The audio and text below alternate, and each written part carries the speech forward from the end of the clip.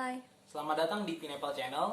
Di segmen kali ini adalah segmen tentang POV atau Point of View. Segmen kali ini adalah pendapat saya tentang sesuatu hal apapun itu. Dan kalian pasti tahu kalau hari ini lagi viral perihal PSBB.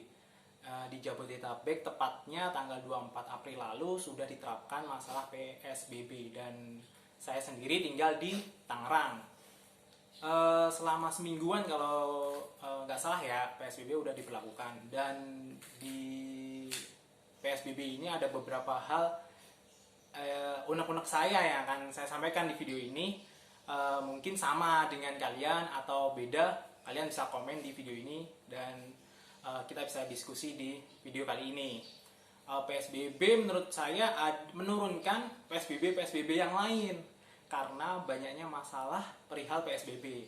Nih, yang pertama nih, PSBB menurut saya adalah pengguna jalan selalu bilang macet banget. Ya gimana, kan dibatasin masalah sepeda motor hanya untuk satu orang, mobil hanya untuk beberapa orang. Mungkin beberapa pengguna jalan bilang, kok macet banget ya, nggak seperti biasanya gitu. Bahkan lebih parah, karena kenapa? Harusnya kan di rumah aja, cuman ada yang beberapa tetap disuruh kerja, tetap masuk, tetap dapat surat izin bisa masuk. Nah, akhirnya antara boleh masuk dan terjadi PSBB, jadinya menumpuk deh kendaraan.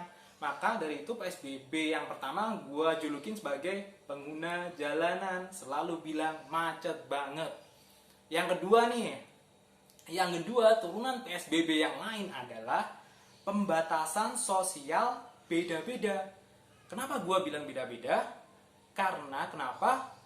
Gue lihat di kota ini PSBB-nya seperti ini, di kota itu PSBB-nya seperti itu. Dan waktu saya pulang dari kantor nih ya, di daerah perjalanan desa di kampung nggak terjadi PSBB sama sekali. Maksudnya macet, orang jual beli ngabuburit di situ, terjadi perdagangan, jual beli dan santai-santai aja kayak nggak ada apa-apa gitu.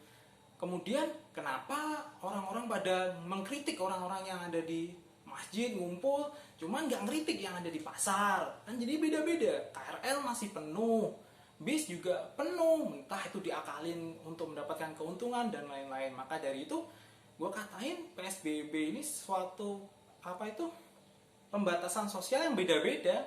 Siapa yang bisa berpenguasa, bisa memiliki kekuatan di situ ya bisa nerapin. Contohnya ada perusahaan yang harusnya nggak boleh untuk beroperasi, dia beroperasi. Ya mungkin ada positifnya juga, orang-orang bisa bekerja dan mendapatkan uang.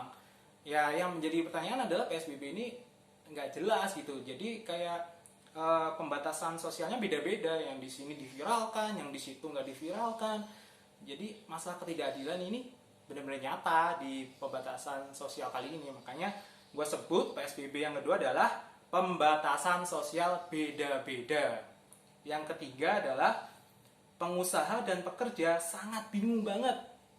Wajar, pengusaha bingung nih kalau beroperasi dibatasin orangnya, jadi cost productionnya, maintenance-nya juga bertambah. Kalau nggak dijalankan karyawannya dapat apa, seperti itu kan, jadinya bingung. Terus ekspor, apalagi yang ekspor impor nih, dibatasin di masalah pelabuhannya, akhirnya produksinya diturunin. Jadi serba bingung. Kalau memecat pegawainya ngeluarin duit banyak juga. Cuman kalau nggak dipecat juga beban bagi perusahaan, dan bagi pekerjanya juga bingung nih, ketar-ketir nih. Ini kalau WFH gajinya setengah lah, padahal kebutuhannya banyak dan lain-lain. Nah, maka dari itu PSBB terjadi. Yang gue artiin yang ketiga adalah pengusaha dan pekerja sangat bingung banget, bener-bener bingung di kondisi seperti ini gitu. Nggak ada kejelasan dan ketar-ketir untuk memutuskan sesuatu gitu. Itu yang ketiga. Yang keempat adalah pengangguran semakin banyak beban. Awalnya nih, yang pertama, sebelum ada PSBB, mungkin dia bisa ngapain lah sambilan kerja kecil-kecilan, mungkin bukan pekerjaan tetap. Dan ini semakin ada PSBB, dibatasin ruang gerak mereka, jadi pengangguran juga bingung. Pulang kampung, katanya sih bisa. Pulang kampung bisa, mudik gak bisa, atau gimana lah, pokoknya intinya pulang ke kampung juga bingung. Di sini juga biaya hidup mahal, nggak di mobilitas dibatasin, uang juga apa adanya, jadi bebannya tambah berat. Kalau menurut gue pribadi, gue punya ide, mereka harusnya jadiin volunteer aja, volunteer untuk membantuin para medis, mungkin membantu yang secara umum, membantu secara umum, atau kita bareng-bareng bikin dapur umum, buka suatu dapur besar, dia melayanin radius berapa di orang-orang tersebut, sehingga yang lagi stay di rumah apa itu dilayani dengan dapur umum itu. Dan para pekerjanya mungkin ya para yang terkena PHK lah, apa yang lagi nganggur-nganggur atau yang nggak dapat gaji, di situ kita manfaatin mereka sehingga mereka pun juga nggak bingung perihal tersebut gitu. Nah, maka dari itu, dari PSBB ini gue turunin yang ke berapa ya, keempat, itu pengangguran semakin banyak beban, dan itu pasti. Dan mereka pun juga bingung masalah hal itu. Nah, solusi saya yang tadi gue sebutin. Untuk yang kelima, potensi suram bagi yang berhutang tapi tidak ada pemasukan. Nah, ini gue punya cerita. Jadi awalnya dia itu kayak pekerja yang sukses lah. Maksudnya contohnya kayak di perusahaan airlines. Berarti dia itu kayak pilot, pramugari, dan lain-lain. Dia kalau lagi terbang itu benar-benar gajinya gede, tinggi, sehingga kehidupannya itu terbiasa dengan ya namanya manusia ya, ketika banyak uang mungkin mereka lupa, akhirnya mereka belanja itu ini itu, dan akhirnya suatu kejadian dia ngambil suatu barang mewah atau rumah mewah sehingga nyicil dengan apa itu, karena gaji mereka gede, cicilan yang besar, sehingga ketika terjadi PSBB ini otomatis gaji mereka nggak full, dan kemungkinan gaji mereka gede gara-gara mereka apa itu terbang, flight. Nah, ketika mereka nggak terbang, mereka gajinya standar-standar aja, dan itu terjadi apa itu musibah, yaitu tidak sesuai dengan cicilan yang seharusnya. Kalau mereka nggak ada tabungan, pasti kebingungan tuh masalah ini. Maka dari itu gue sebut potensi suram bagi yang berhutang.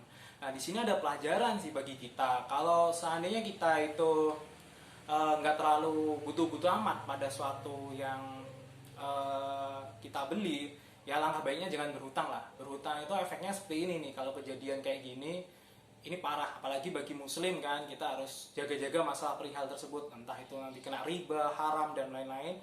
Kita benar-benar harus cermati. Maka dari itu di kali ini ada pelajaran bahwa kita itu sebenarnya harus sabar dalam kalau ingin menginginkan sesuatu. Maka dari itu ketika kita menginginkan sesuatu dan itu di luar batas kemampuan kita, ya langkah baiknya gedein lah kemampuannya. Contohnya gaji segini mau beli itu nggak mampu, ya ditingkatin aja gajinya, bukan jangan cari jalan pintas untuk berhutang. Ya memang itu akan memutar uang secara cepat, cuman resikonya tinggi dan berbahaya gitu. Apalagi kalau nggak perhitungannya nggak jelas, apalagi kalau apa itu berpotensi riba, denda, dan lain-lain, bahaya. Itu sih saran aja. Maka dari itu sabar itu emang kunci buat pengusaha atau memiliki sesuatu tuh nikmatnya besar banget ya kalau sabar tuh.